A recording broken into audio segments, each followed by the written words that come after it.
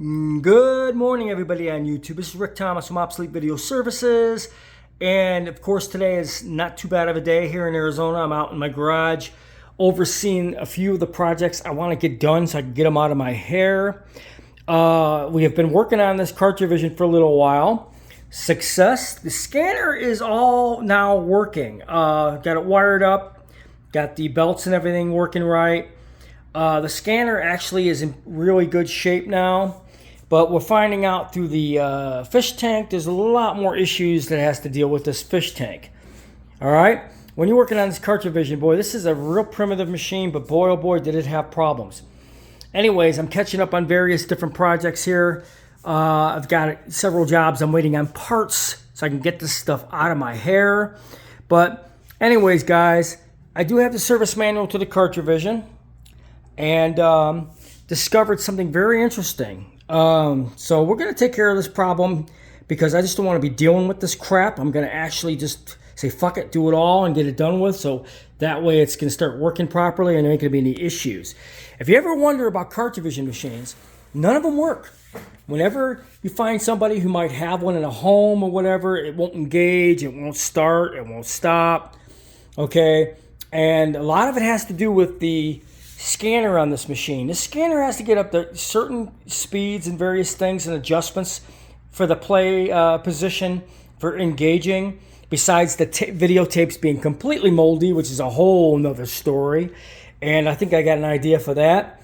But we're going to tackle this problem here, guys. I did recap my fish tank. Everybody knows I did a lot of the can caps, which is these right here. Okay?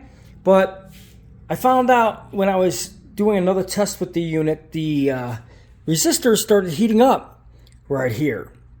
And that usually generally means you have a short.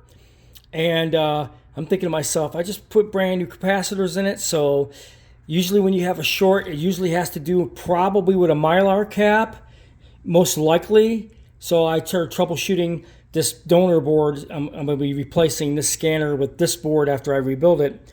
I started troubleshooting and found out some very interesting things.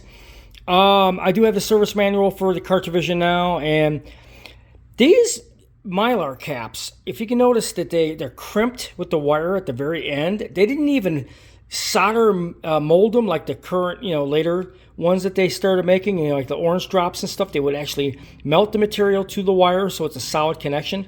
These were crimped. And I know you guys probably can't see that, where it's just touching the Mylar.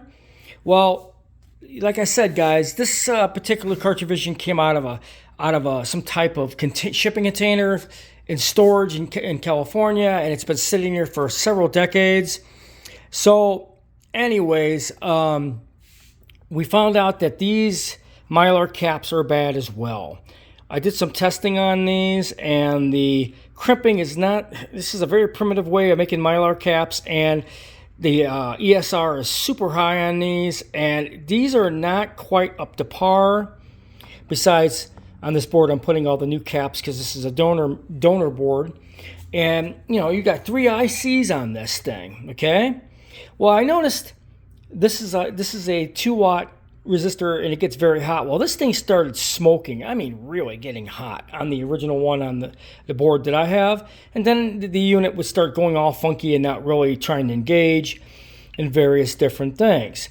And usually it's not a resistor that causes that. It's very rare that you have a resistor actually causing that. 9 times out of 10, it's not really the resistors. Those really hold up good in storage. It's usually the capacitors, and 9 times out of 10 other issues. So I'm finding out that these Mylar caps, these primitive ones, they're garbage. So I'm going to be changing all those out. I did change a few of them that I had on hand. These 1, 2, 3, 4, 5, 6 of these I had. And I still got to get these values here. I'm going to change those out. I'm just basically going to rebuild this machine, complete recap of Mylar and electrolytics, so I don't have to deal with this shit. And I'm probably going to have to do it on the other boards as well. But there's a serious issue with these Mylar caps, no question about it. And, it's causing other caps during the circuit to heat up because it's kind of like acting like a short in some spots because of the way these frickin' things are made. So the ESR is real high on them. They're not making very good contact. So what we're going to do is we're going to actually replace them and change them out. And we're going to put all new Mylar caps in. As you can see, much better, higher quality ones along the side of electrolytics. So we're going to get all those changed out too. This is a donor board off of one of the other tanks that I'm going to use. Hopefully these ICs are not popped. I'm just troubleshooting with a meter now to make sure I'm double checking to make sure this is relatively a good board. But we're going to change those out. And Cartrivision just used very poor early electronics. These Mylar caps are complete shit. And the electrolytics don't even want to go there. These things are completely dried out.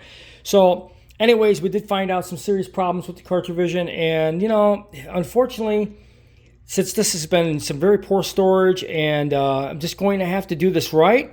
I hate to have to go through all this and replace all caps on this machine, but I got most of them done anyway, so all I got to do is going to have to do a huge lot order of Mylar ones, get those changed out, and I think we're going to solve the issue with the loading and the glitches that this machine's having. So I hope you guys enjoyed this video.